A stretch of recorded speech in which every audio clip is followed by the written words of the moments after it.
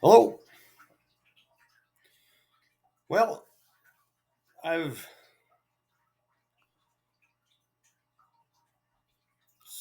swam around on the internet for a while and today, and I actually got some messages from other people I know.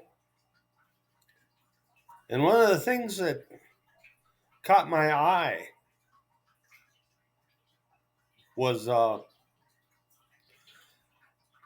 they're talking about a story that was written in the Washington Post by a reporter named Mark Theisen. And he told about in 2015 under President Obama, he created an organization that was called the U.S. Digital Service. And it was basically a special team of tech experts. And they were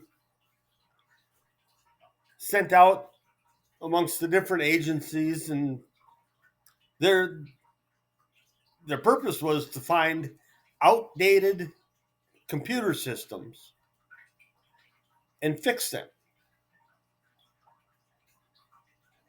So it was a government entity, and it was, yeah, it was basically to spend more money on tech, which, if you remember, Obama was he wanted to upgrade the government and make it bigger. And they went around, and they were, you know they could be in one agency anywhere from 6 months to 2 years updating them. But then Mr. Thiessen continues in his story, and he kind of goes fast forward to 2015, or I'm sorry, 2025. And now we're under President Trump. And this is what I say. I don't know why the government hasn't figured this out yet, but if you start something as president, you got to be very careful what you do, because the next president may use your what you create, maybe not in the way that you want it to, but you know it will turn around and bite you. In this case, it kind of worked out in favor of the people, but the Trump has the Department of Government Efficiency, and it's a bunch of tax experts and accounting experts, and they go around to the different agencies and they find where we're either overspending or mismanaging our spending, our government spending, and they're they're rooting that out, bringing it to light, and basically crushing the misuse of the federal government. But the organization that he's using, he just revamped it, and it was the U.S. Digital Service, and he just put another name on it and called it Department of Government Efficiency. Kind of smart.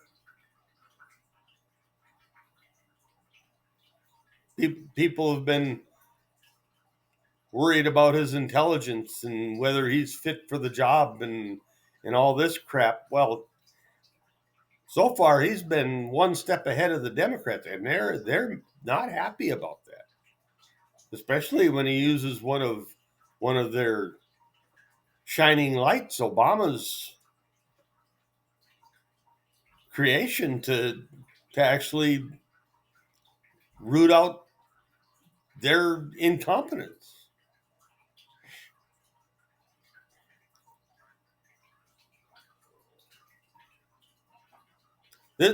This is working out in favor of the American people. I don't think there's anything Trump has done yet that, I mean, he ran on a campaign of, taking American government back, giving the people more power, get, America first. And I applaud that. I think that is, as someone that has spent a good chunk of his life defending the American people, I don't think we could ask for a better president right now. But he used something that another president who was not for the American people was working diligently to divide the American people. He used their creation to basically do the opposite of what it was created for. It was created to, spend a bunch of money and update government systems so they could better control the people. Well, Trump took it, turned it around, and said, now we're going to get rid of some of this government control, get rid of some of this government mismanagement, overspending of our tax money. I'm giving more power to the people. I'm making the government smaller so that the people will be able to decide what happens and what doesn't. But it doesn't always work that way. There's a lot of different programs that Republican or conservative members of Congress have. They've gotten laws passed that were conservative based, but they've been turned around and used against us, like our government.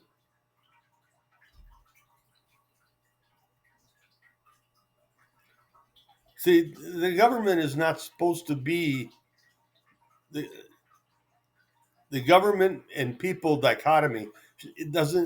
It isn't supposed to be us and them. It's supposed to be we the people. We're not supposed to have lifelong bureaucrats. We're not supposed to have, members of Congress that have been in there longer than some people have been alive.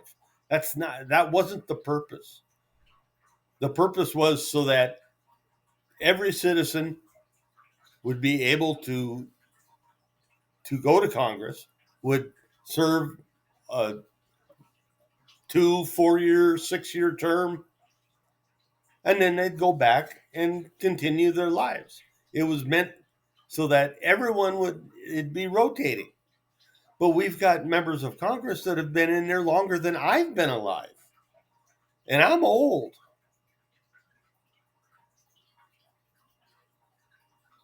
It wasn't meant to be that way.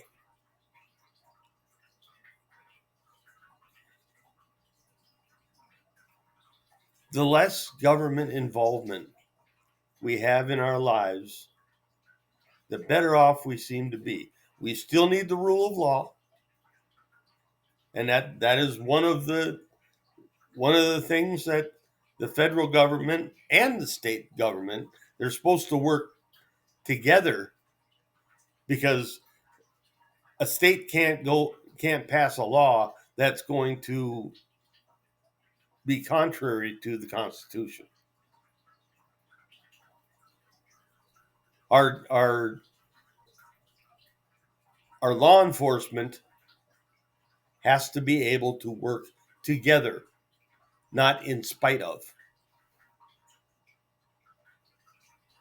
And we've lost that. Our FBI and our CIA and our U.S. Marshals, they tend to really step on the toes of local law enforcement, state law enforcement. You hear constantly of clashes between the two. You know, who's got seniority, who does this, who does. We saw that with what happened in Pennsylvania when Trump, in the assassination attempt. All of a sudden, you got, you know, Secret Service went in there and muffed the whole deal, and then blamed it on the state and local police. No, that shouldn't have happened. And in any logical society, it wouldn't happen. But under Biden's ideals, it did happen.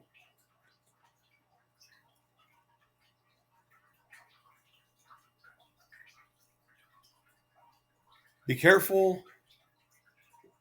It is incumbent on every citizen to be aware,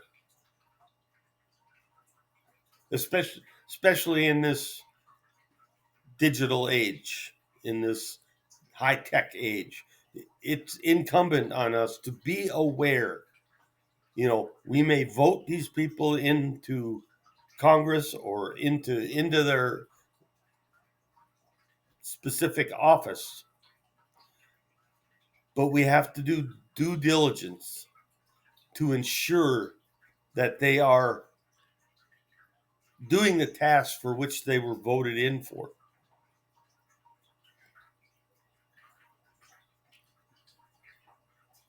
Because a lot of them have gone really high into the right they found some pet project in Washington, D.C., and they are bound and determined to carry that out instead of what their constituents voted them into office for.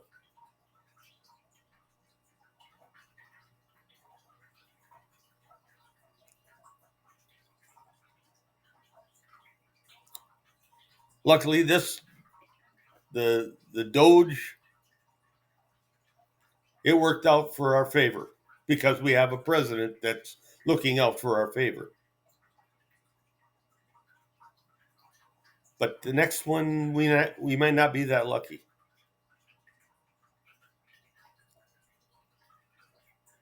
The FBI started to investigate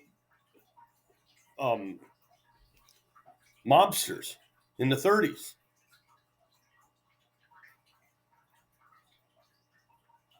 But now they're used to spy on average citizens.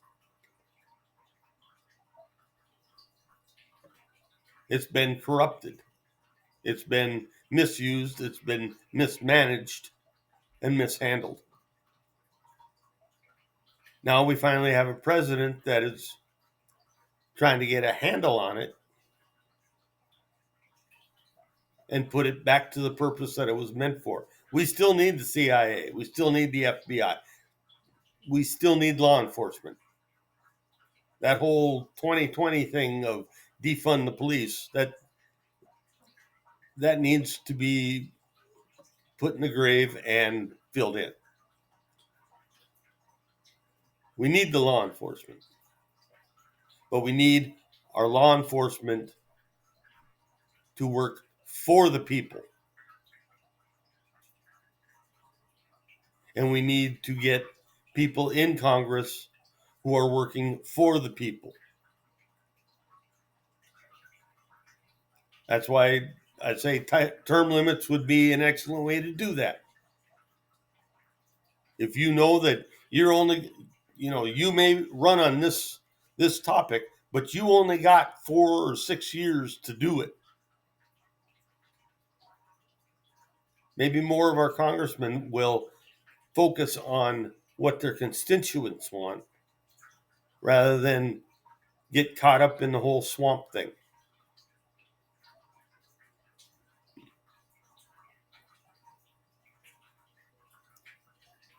And they're also mad with Trump because he's not the establishment. He's not an established or not a regular politician. Well, good. We're tired of the regular politicians. We're tired of them getting to Congress or getting to the presidency and countering everything that we sent them there for.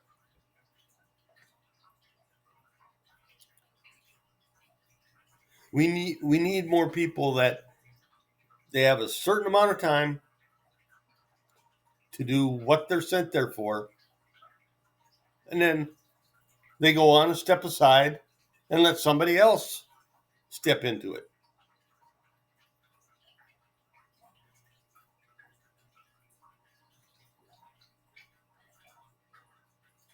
That was an unintended pun, but yeah, a lot of them, they step into it. We've seen that over and over. But they step into that position. And they may be elected for a certain purpose. Granted, they still got to go through all the other stuff, but their main focus should be on the purpose they were elected for.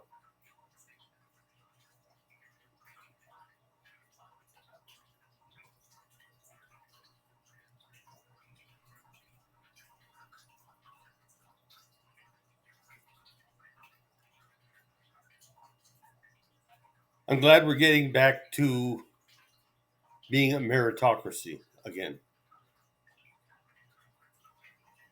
Not based on, the color of your skin or who you sleep with or any of that. That's your own kettle of fish. Don't we don't need to be delving into that. Can you do the job? We saw when, at least I saw, when Biden was elected. I saw, no, he's pretty shaky. I said that. When Obama was running the first time, I said he's a socialist. He proved me right, but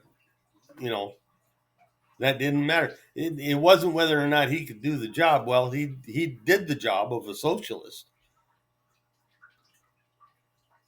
but he didn't do the job that I voted about.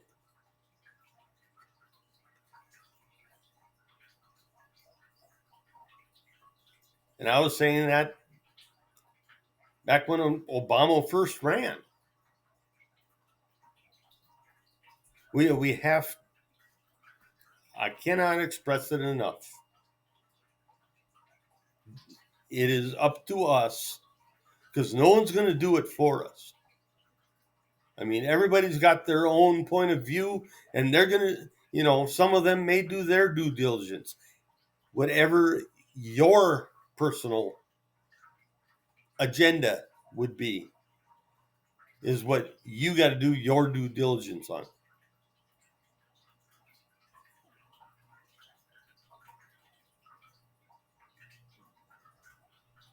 And we've got a lot of people, and sometimes you got certain aspects about a candidate that you might have to hold your nose.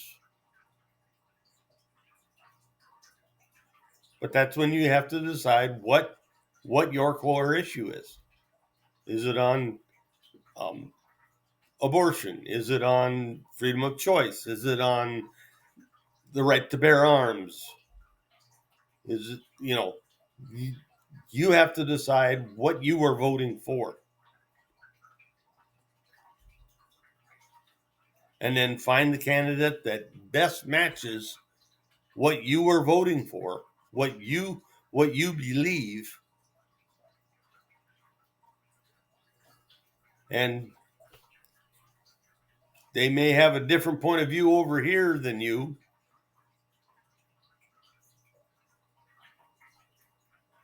but you have to decide whether that makes or breaks the deal. There's some things about Trump that I didn't like, but my core issues were Second Amendment, freedom of speech.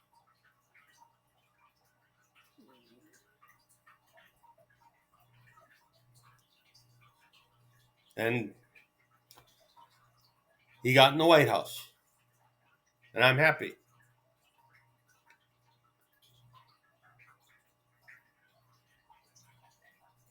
There were a couple others that he agreed with me on, which was just, gravy. I could have ate my meal without the gravy, but I'm glad I had a little gravy.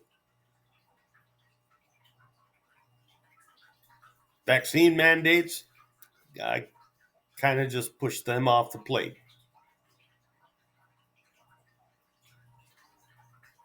Because he was against me on the vaccines. But now with RFK Jr., I see more eye to eye with RFK on vaccines.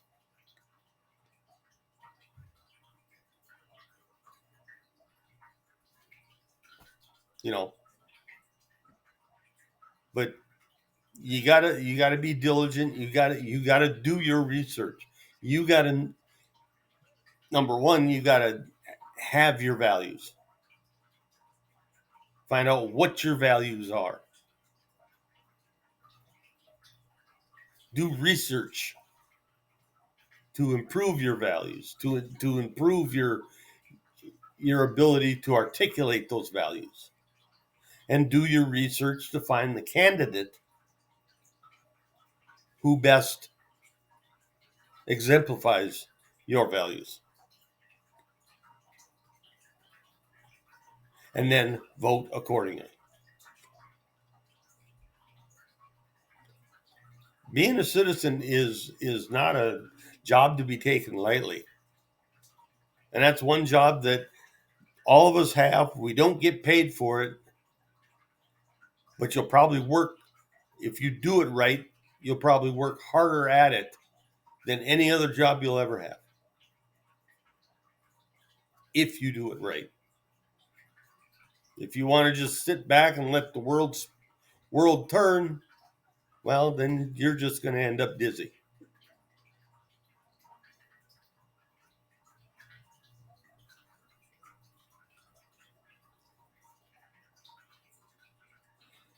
But I thought that was pretty interesting that Obama started something for one purpose, and it seemed to fall right into what I've been saying. Be careful. This is a warning to office holders. Be careful what you start, because it's going to stay there after you're gone. And somebody else might pick it up and use it for a totally different purpose. Obama started the digital service to improve government. Well, improve government, but basically improve government oversight and control on the American people. And Trump came in, turned it right around, and said, this is how we're going to get the government off our people's back. this is how we're going to downsize our government, give our people the freedoms that they defend and protect.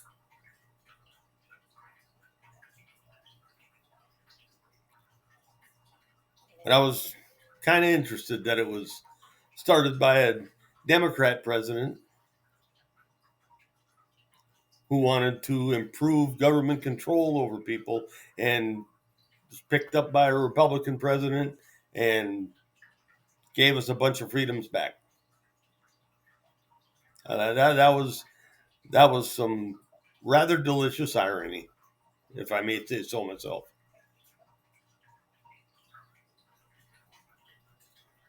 Not many people are aware of this, and I think it'll shock a lot of Democrats out there, a lot of Republicans and never Trumpers.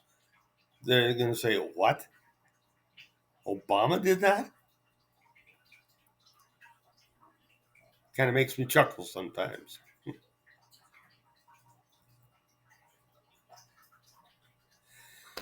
But anyway, if you like what you hear here, give me a thumbs up. That'll help me with YouTube's algorithm. Although I don't know if that matters anymore. I'm on Rumble also, so give me a thumbs up there too. And if you like it,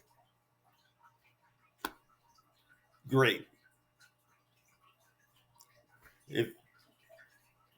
If you don't, wait till the next video. Maybe there'll be something there you'll like.